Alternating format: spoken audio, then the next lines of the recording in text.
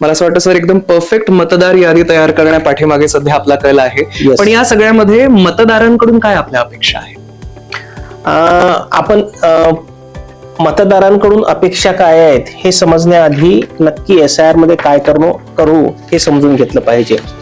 SIR मध्ये आपण काय करणार आहोत की जी 2002 मध्ये मतदार होती ती त्यावेळेसच्या SIR मध्ये नावं कन्फर्म झाली होती आणि त्याच्यामुळे त्यांच्यासाठी अतिरिक्त ऍडिशनल एफर्ट्स न घेता आपण ती नावं एक प्रकारे कायम करणार आहोत. अर्थातच त्याच्यात काही मृत असतील वगैरे त्यांचं आपल्याला डिलीट करायचं आहे आणि त्याच्यामध्ये जी नसलेली आहेत किंवा तेव्हाच्या एंट्री सोबत मॅच होत नाहीत अशा लोकांसोबत आपण अतिरिक्त थोडेसे काही कागदपत्र घेऊन आपण लिस्ट ती परिपूर्ण करणार आहोत आणि ही प्रक्रिया करण्यासाठी मग वेगवेगळ्या प्रकारच्या सिच्युएशन नुसार वेगवेगळ्या मतदारांना काही अतिरिक्त कागदपत्र गरजेनुसार दाखल करावे लागतील. सर्वांनाच करावी लागणार नाहीत आणि त्यासाठी मतदारांना माझे आवाहन राहील की त्यांचं स्वतःचं किंवा त्यांच्या आई वडिलांचं, त्यांचं वय जर कमी असेल तर 2002 मध्ये कुठे नाव होतं ते आपल्याला आधी तपासायचं आहे.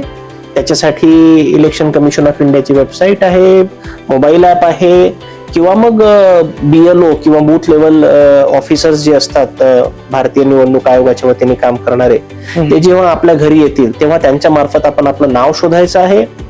त्याच्यासोबत बरीचशी मॅपिंग ही BLOंनी आधीच केलेली आहे पण त्यांच्या मदतीने आपल्याला नाव शोधून ते मॅपिंग करायचं आहे. सगळं जर नाव आणि बाकी सगळे डिटेल्स व्यवस्थित जुळले तर ते विषय तिथे संपून जातो आणि जर काही इनकन्सिस्टन्सीज जर असल्या किंवा त्याच्यात मोठ्या प्रमाणावर तफावती असल्या किंवा जर नाव नसलं तर मग अशा परिस्थितीमध्ये मग आपल्याला अतिरिक्त पुरावे द्यायचे आहेत. ही फार छोटी प्रक्रिया आहे.